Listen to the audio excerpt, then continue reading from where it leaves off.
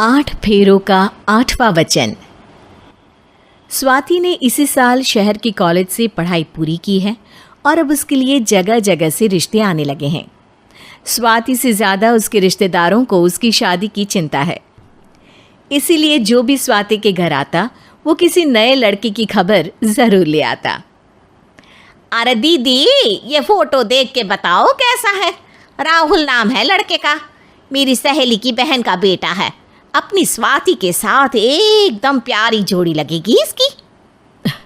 ज़रा दिखाना, फोटो तो बढ़िया लग रहा है। कोई गलत आदत वादत तो नहीं है ना इसे? और कमाता कितना है?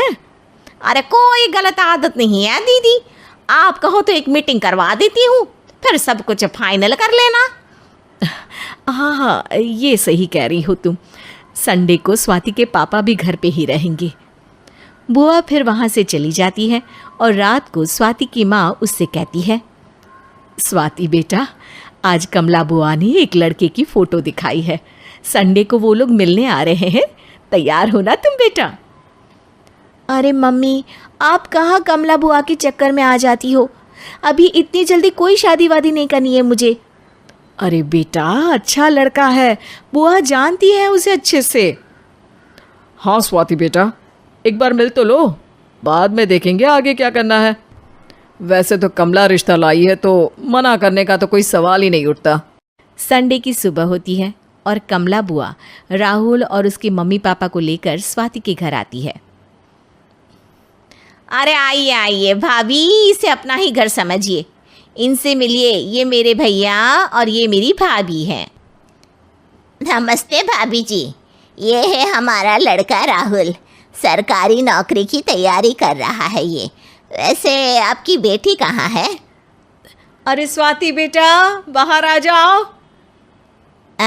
वैसे कितनी पढ़ाई की है स्वाति ने? जी, पोस्ट ग्रेजुएट है हमारी बेटी साइंस में।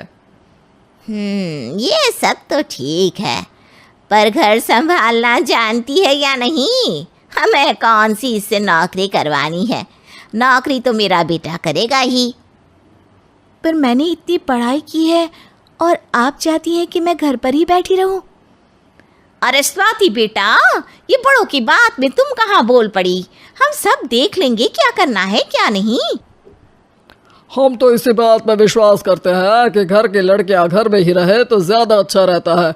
वरना भाई साहब, आप तो आजकल के हाल जानते ही हैं, कितनी घटनाएं होने लगी हैं औरतों के खिलाफ। स्वाति बेटा, रसोई का काम तो पूरा जानती हो ना? शादी के बाद तुम्हें ही संभालना है वो सब। अरे बहुत अच्छा खाना बनाती है ये, आप सब लोग इसकी तारीफ करते नहीं थकेंगे। लो भाई, हो गई मीटिंग, अब शादी की तारीख फाइनल कर लेते हैं, क्यों भैया? भाई, हम तो पंडित जी से चर्चा करने के बाद ही तारीख फाइनल करेंगे। सालों से हम उनकी बातें मानते हुए आ रहे हैं। लड़के वाले और कमला बुआ की बातें सुनकर स्वाति एकदम नाराज़ हो जाती है और उसे लगने लगता है कि शादी के बाद उसे घर पर ही बैठना पड़ेगा। लेकिन घर वालों के आगे उसकी एक नहीं चलती और उसे शादी के लिए हाँ कहना पड़ता है। शादी का दिन आ जाता है और सब मंडप में जमा होते हैं। अब फेरों का समय हो गया है, अब कन्या अपने वर से 7 वचन मांगेगी। आप किसी धार्मिक आयोजन में जाएं तो मुझे भी ले जाएंगे। आप मेरे माता पिता का भी बराबरी से सम्मान करेंगे, हमेशा मेरा साथ निभाएंगे। आपको दोनों परिवार की जिम्मेदारियां बखूबी निभानी होगी। हर ज़रूरी बात में मेरी भी राय लेंगे। आप सभी गलत आदतों से दूर रहेंगे।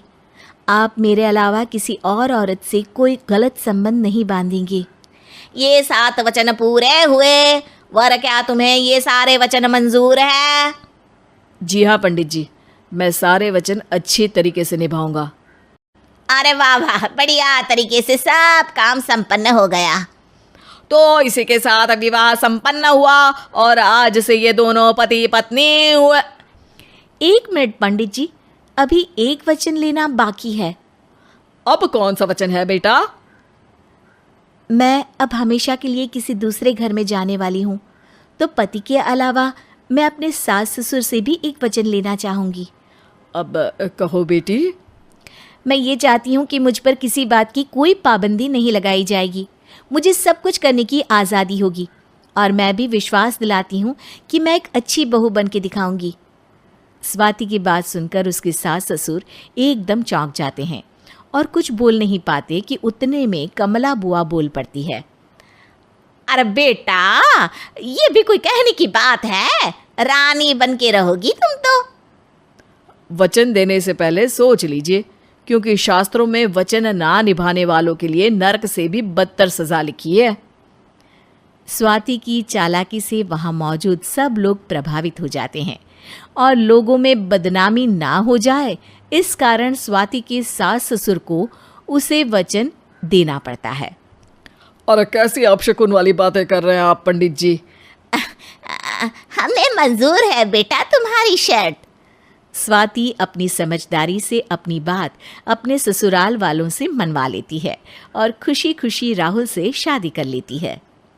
अब से हर शादी में मैं खुद 8 वचन दिलवाऊंगा। ओम मंगलम मंगलम मंगलम।